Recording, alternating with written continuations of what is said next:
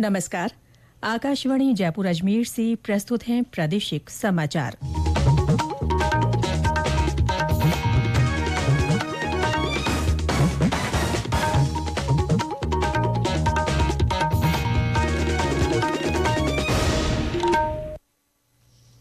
समाचारों के साथ मैं रितिका गुप्ता।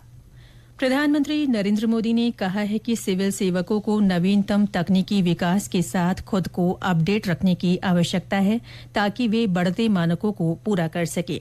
कल नई दिल्ली में डॉक्टर अम्बेडकर अंतर्राष्ट्रीय केंद्र में कर्मयोगी सप्ताह का शुभारंभ करते हुए प्रधानमंत्री ने कहा कि मिशन कर्मयोगी इसमें मददगार साबित हो सकता है।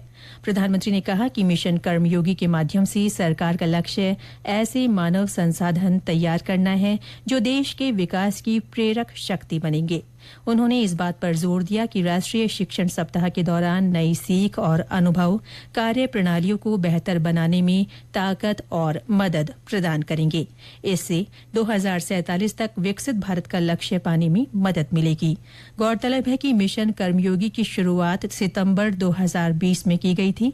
इसमें वैश्विक परिप्रेक्ष्य के साथ भारतीय लोकाचार पर आधारित भविष्य के लिए तैयार सिविल सेवा की कल्पना की गई थी।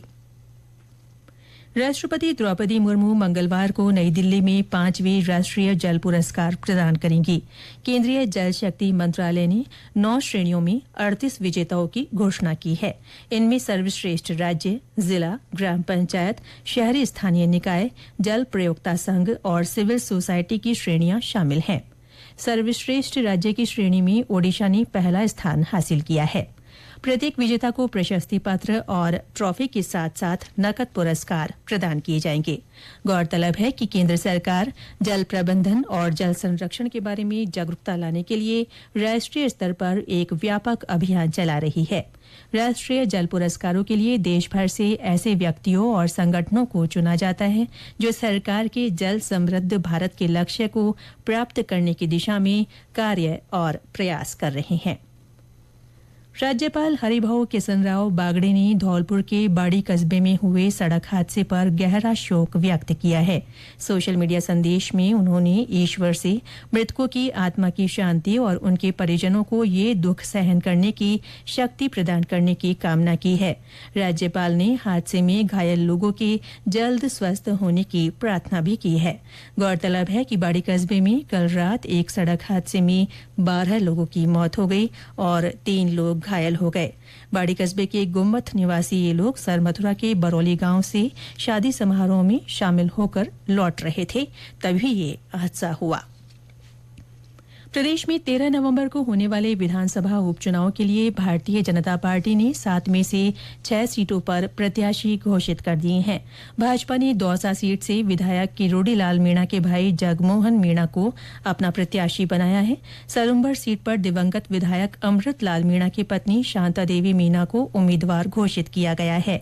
झुंझुनू सीट से राजेंद्र भांबू, देवली उनियारा से राजेंद्र गुर्जर, खेवसर से रेवंत राम डांगा, रामगढ़ से सुखवंत सिंह को टिकट दिया गया है।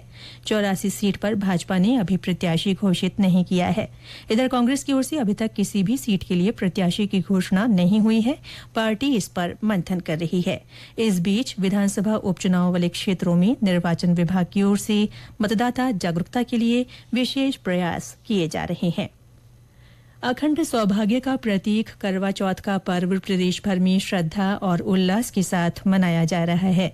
सुहागिन महिलाएं सुख, समृद्धि और पति की लंबी उम्र की कामना के साथ चौथ माता की पूजा अर्चना कर रही है। महिलाओं ने निर्जला व्रत भी रखा है। शाम को चंद्रमा को अर्घ्य देने के साथ महिलाएं अपना व्रत खोलेंगी। इस अवसर पर महिलाएं हाथों में मेहंदी लगाकर विशेष साज श्रृंगार कर रही हैं।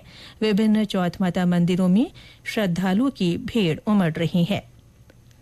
प्रदेश में सुबह शाम हल्की सर्दी का असर देखा जा रहा है। मौसम विभाग के अनुसार पिछले 24 घंटों में अधिकतर स्थानों पर मौसम शुष्क रहा। दिन का सर्वाधिक तापमान जैसलमेर में 39.2 डिग्री सेल्सियस दर्ज हुआ। वहीं रात में सबसे कम 18 डिग्री सेल्सियस तापमान सीकर में रिकॉर्ड हुआ। इसके साथ ही प्रादेशिक समाचार बुलेटिन समाप्त हुआ। नमस्कार।